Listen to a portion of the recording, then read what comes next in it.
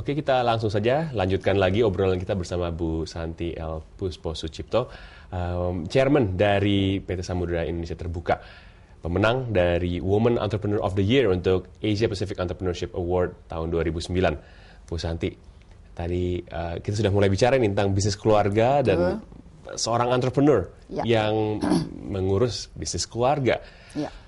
Ada salah satu kepercayaan yang mengatakan kalau bisnis keluarga, bisnis itu oleh generasi pertama dibangun, bisnis generasi kedua itu dibuat jaya, dan generasi ketiga yang menghancurkan katanya. Kalau menurut Bu Santi sendiri gimana?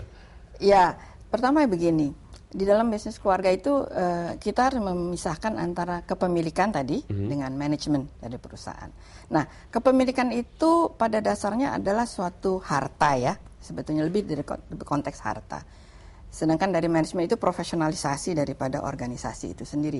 Nah, tapi sebetulnya kalau kita bicara keluarga atau bisnis keluarga, aset utama adalah sumber daya manusianya. Nah, kalau kita bicara keluarga, aset utama adalah anggota keluarga. Nah, anggota keluarga di keluarga itu harus bisa dibina untuk bisa mandiri, hidup atas dasar kemampuannya sendiri. Jadi kami dicanangkan untuk menjadi orang profesional, artinya kita harus sekolah supaya nanti kita punya kemampuan untuk mempunyai penghasilan sendiri. Ayah bilang kalau uang itu besok bisa hilang, diambil orang hilang. Tapi kalau ilmu yang Anda miliki itu nggak akan bisa diambil orang, ya kan? Jadi itu modal kita. Ya. Nah, jadi kalau kita bilang bisnis keluarga, tantangannya adalah pada satu titik tertentu kalau dia berkembang, kita mau tidak mau harus memanfaatkan tenaga-tenaga profesional yang bukan anggota keluarga, ya. Dan mereka akan mendapat perlakuan sebagaimana layaknya suatu perusahaan yang memiliki anggota-anggota yang mengelola bisnis itu. Apakah dia punya hubungan keluarga itu lain soal. Bu Santi, tadi salah satu value yang diajarkan adalah tentang kemandirian. Betul. Dan saja ini adalah value yang sangat dihargai oleh entrepreneur dimanapun juga. Betul. Menurut Bu Santi sendiri, apa sih yang dibutuhkan oleh seorang entrepreneur agar bisa menjadi suatu hari memenangkan award seperti Bu Santi? Ya, mungkin pada awalnya tentu kita berat di kewirausahaan, jadi mengembangkan usaha, menemukan peluang dan lain sebagainya. Tapi pada saat kita sudah menangkap peluang itu dan kemudian kita berusaha memantapkan peluang-peluang yang kita tangkap itu dan dijalankan dengan baik secara finansial maupun operasional, maka kita wajib memikirkan proses profesionalisasi dari baik sumber daya manusianya maupun organisasinya itu, bisnisnya itu. Jadi dalam konteks itu tentu tantangannya bagi seorang entrepreneur, dia harus agak merem dirinya untuk bertindak terlampau entrepreneurial. Karena kita mengembangkan kan, melebarkan itu mudah, aspeknya profesional, harus ada analisa risiko dan lain sebagainya. Itu tantangan terbesar bagi seorang entrepreneur. Dan si tenaga profesional itu harus mengerti seorang entrepreneur itu memang itu jiwanya, mau independen ya, tidak suka birokrasi, tapi di dalam satu organisasi kalau dia berkembang harus ada aturan-aturan permainan. Nah, itu adalah tantangan seorang entrepreneur. Rasanya gimana Bu, sebagai seseorang yang menjalani dua-duanya jadinya kan saat ini? Iya, saya kebetulan beruntung, saya dulu kerja untuk seorang entrepreneur, ya. Sekarang saya jadi pemilik, saya yang harus mikirin entrepreneurialnya, tapi saya pernah jadi profesional, jadi saya bisa merasakan apa tuh suka dukanya seorang profesional menghadapkan seorang entrepreneur. Jadi di sini saya agak beruntung lah ya, pernah. Dan mungkin itu latar belakang kenapa saya dulu mewajibkan saya mulai sebagai seorang profesional. Jadi sikap saya kepada seorang profesional sekarang ialah, ayo, Anda memang diberi kebebasan ya, dan itu mungkin salah satu mungkin key success factor ya dari perusahaan-perusahaan pendidikan Ayah. Setiap orang yang kerja di perusahaan beliau itu diberi kebebasan untuk menemukan jati dirinya. Jadi dia juga merasa di rumah kan di perusahaan, dan dia merasa ada satu, ini juga saya punya juga gitu.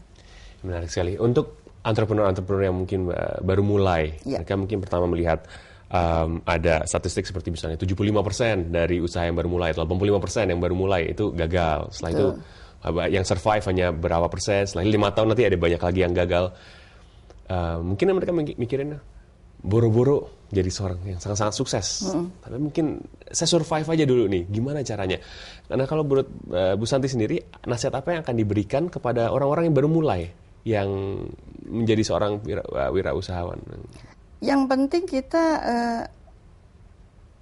jujur pada diri kita sendiri. Oke, karena yang tahu kemampuan kita sampai mana, ya kan, adalah kita sendiri. Jadi kita harus jujur. Pada saat kita sudah tidak sanggup, kita harus juga berani mengakui, oh saya nggak sanggup, saya perlu bantuan. Nah, itu harus bisa terbuka begitu ya. Tapi saya ingat sekali minggu lalu kebetulan saya menghadiri satu peluncuran buku dari Bu Betty Ali Syahbana. Beliau mengundang Pak Teddy Rahmat, seorang juga profesional, kemudian jadi entrepreneur yang sangat berhasil sekarang. Ya, beliau mengutarakan, jangan sangka bahwa seorang entrepreneur yang sekarang dilihat masyarakat berhasil, itu dari awal tuh berhasil. Enggak, kita juga pernah jatuh, pernah rugi, bahkan mungkin dari 15 kali usaha, yang berhasil kali cuma 2-3, tapi terus kayak hit the jackpot gitu ya. Tapi kegagalan itulah yang justru menjadikan cambuk bagi kita untuk next time I have to be better gitu ya. Ini luar biasa sekali. Ayah ibu memikirkan masa depannya sampai 15 tahun ke depan, malah lebih jauh lagi gitu kan.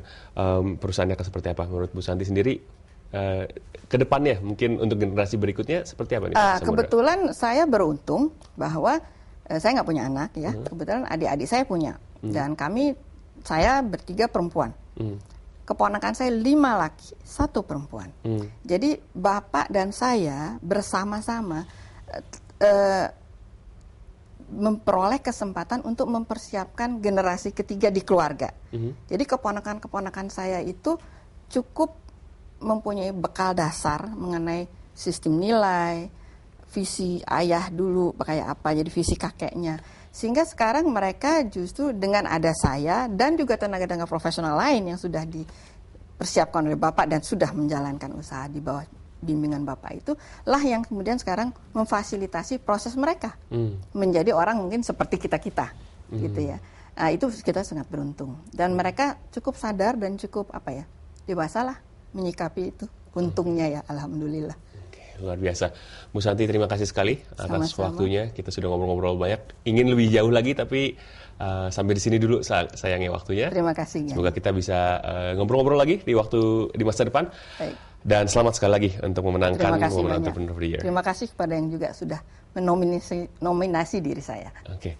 Oke pemirsa, sampai di sini dulu perbincangan kita bersama dengan Ibu Santi L. Puspo-Sucipto, Chairman dari PT Samudera Indonesia Terbuka dan pemenang dari Women Entrepreneur of the Year dari Asia Pacific Entrepreneurship Award tahun 2009.